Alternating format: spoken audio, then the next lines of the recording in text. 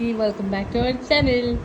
So ఈరోజు వీళ్ళు lunch ఏం చేస్తున్నారంటే అన్నము ముద్దపప్పు కొంచెం నెయ్యి వేసి పెట్టాను. చాలా ఇష్టంగా తింటారు.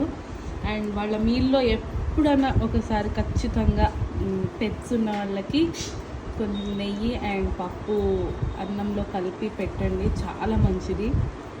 ఇష్టంగా కూడా తింటారు. సాల్ట్ కొంచెం వేయండి, చాలా అంటే చాలా కొంచెం వేయండి. మా వాళ్ళు ఇష్టంగా తింటాడు. వాడు తినేసి వెళ్ళిపోయాడు, ఎక్కడికి వెళ్ళాడు. సమ్మర్ శ్యాంబాబు వాడు లేడు, వాడు కోట అయిపోయింది, వీడు ఉన్నాడు.